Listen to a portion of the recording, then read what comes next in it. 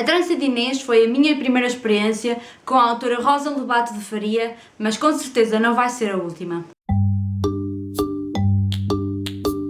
Olá pessoal, tudo bem? Então, hoje, como já devem ter percebido pela introdução do vídeo, eu venho falar-vos do livro A Trança de Inês, de Rosa Lobato de Faria. Foi o livro que eu li para a maratona Spring to Read e foi com certeza uma experiência tão boa que eu quero voltar a repetir esta autora. Eu nunca tinha lido nada da autora Rosa Lobato Faria. Era uma atriz que eu gostava muito, era daquelas atrizes que tinham um sentido de humor fantástico, mas também se sabia entregar em papéis mais dramáticos e com mais força dramática, mas era com certeza uma das minhas atrizes favoritas em papéis mais cómicos, porque eu acho que ela tinha aquele quê de nos fazer rir e, portanto, era uma atriz que eu gostava muito. Só agora é que eu pude pegar num livro dela enquanto escritora e eu devo dizer-vos que eu adorei, mas gostei mesmo muito e, portanto, é um livro que eu quero falar para mais gente ler a sério. A Trança de Inês conta-nos 3 histórias. Este livro é narrado em 3 perspectivas: uma história do passado, uma história do presente e uma história do futuro, tendo sempre como pano de fundo a lenda do Pedro e da Inês,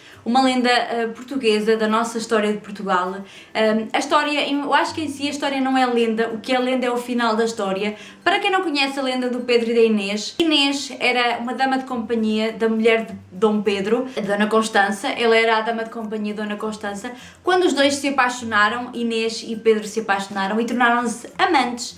Só que eu acho que inclusive chegaram a ter filhos ou uma coisa assim. Só que Inês pertencia a Castela, um dos territórios da Península Ibérica da altura, que era um bocadinho rival de Portugal, eu acho. Já não lembro muito bem da história. Mas o que é certo é que quando o rei, o pai de Dom Pedro, descobriu, ela pediu aos seus guardas mais fiéis que a matassem e ela foi morta na Quinta das Lágrimas, ao pé de uma fonte que há lá. E a lenda diz que o sangue dela, quando chegou às pedras dessa fonte, que a fonte é vermelha por causa do sangue dela, e isso é que é a lenda, porque é assim, eu não sei, não posso estar a dizer se é lenda se não é lenda, porque eu também confesso que não sei, porque aquilo está vermelho. E portanto, não sei se há alguém que pinta aquilo para continuar a estar lá sempre vermelho, se é realmente fruto da lenda e está lá verdadeiramente. Portanto, reza a lenda e nós temos que acreditar nas lendas, que isso é que é bonito. Este livro conta-nos a história então de Pedro e Inês no passado, Pedro e Inês no presente e Pedro e Inês no futuro. Eu não quero alongar-me muito nas histórias, porque eu acho que a beleza deste livro está realmente no não saber nada sobre ele. Eu não sabia nada sobre esta história, eu acho que nem vi o vídeo que a Joca fez sobre este livro. Eu apenas sabia que este livro tinha como pano de fundo a história de Pedro e de Inês, e esta é a história do fundo da história do Pedro e de Inês. A história do passado é bastante fiel à lenda e àquilo que a história nos conta. A história do presente nem tanto e a história do futuro também não, mas tem como pano de fundo toda esta dinâmica de eles se apaixonarem, terem uma relação, alguém não gostar e a matar. Portanto, é a única coisa que eu vos vou dizer sobre esta história. No entanto, temos um presente bastante conturbado, um Pedro bastante complicado e um futuro bastante criativo, quase que num mundo distópico. Eu admitiria que era um mundo distópico passado em Portugal, e eu acho que o mais impressionante deste livro foi a criatividade da autora. Eu comecei a ler o livro sem saber grande coisa sobre ele e fui começando a explorar o livro. A parte do passado eu entendia muito bem, a parte do presente também era um bocadinho confusa, porque mistura ali um bocado de uma personagem, ou melhor, mistura ali um bocado da história e depois com aquilo que se passa em 2 momentos do presente. Também é bastante bem contrabalançado, e depois temos um futuro meio distópico que se passa em Portugal e que eu gostei muito, mesmo muito. Foi uma ideia muito brilhante desta autora, este mundo do futuro que ela criou. A sério, eu comecei a ler e comecei a ver as várias histórias e ao início eu fiquei um bocadinho confusa, confesso, porque são 3 histórias que nos vão sendo apresentadas em vários momentos do livro, sem aviso prévio de que a história vai mudar,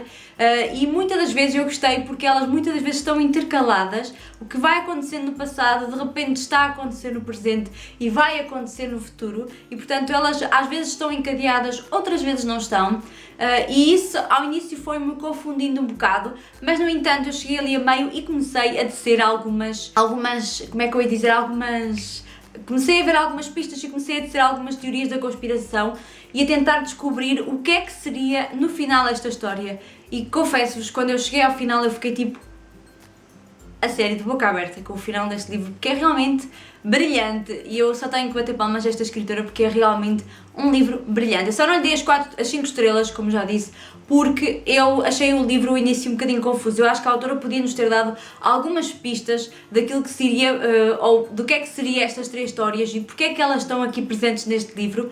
Mas aquele final eu acho que valeu por tudo e eu tive que lhe dar as 4 estrelas e meia porque é realmente brilhante este livro. A escrita da autora é super bonita, é criativa, é poética, ela tem um problemazinho que eu tenho com os autores portugueses, que é eles não gostam de sinais típicos da pontuação. Quando há uma fala, nós costumamos fazer assim na escola: parágrafo, travessão, abre aspas. É assim que eu gosto das nossas falas, mas os autores portugueses não gostam disso e esta autora ela não gosta muito de colocar as falas diferenciadas e portanto nós ao longo do livro temos que percebendo o que é a fala e o que é que não é a fala. Percebe-se bem, mas se tivesse lá os sinaizinhos todos, percebia-se melhor. E tem uma escrita assim poética de nós. Eu só fiz uma marcação no livro, mas teria milhares. O meu problema com as marcações é que eu às vezes estou tão embrenhada na leitura que leio, aquela frase fica-me ali na cabeça, mas eu, a sério, eu fico parva a olhar para ali e não me lembro sequer de ir marcar a citação e portanto só marquei uma que eu gostei muito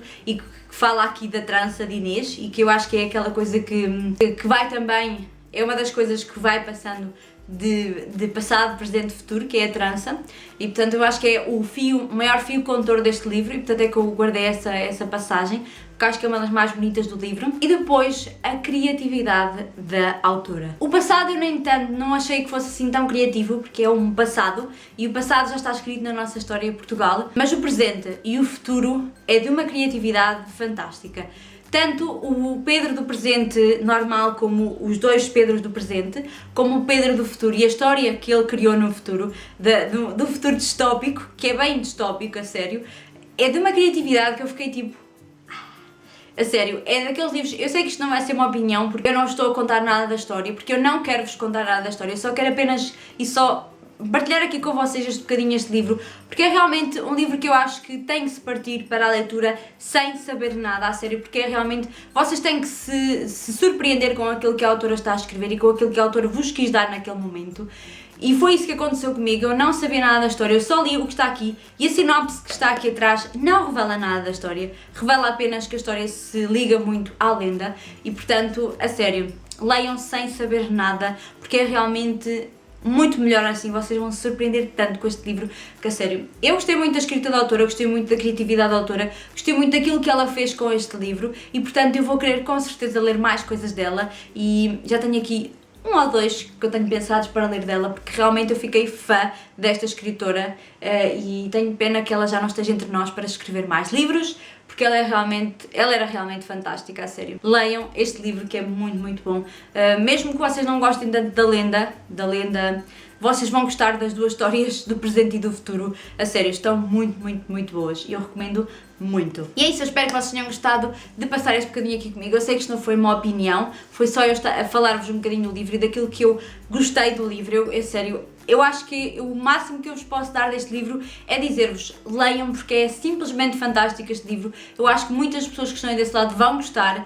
Já a Joca, quando fez o vídeo dela também, eu acho que influenciou muita gente para ler e eu acho que espero influenciar outras mais, porque é realmente um livro fantástico e a autora soube muito bem desenvolver esta história da lenda do Pedro e da Inês e portanto é realmente fantástico e eu espero sinceramente que mais pessoas desse lado o leiam. E é isso, eu espero que vocês tenham gostado. Partilhem comigo nos comentários quem já leu este livro, o que é que achou, o que é que gostou mais deste livro, sem dar spoilers, porque eu acho que este livro é mesmo bom, lido sem saber grande coisa sobre ele. E é isso, eu espero que tenham gostado. Um grande beijinho, até ao próximo vídeo. Tchau!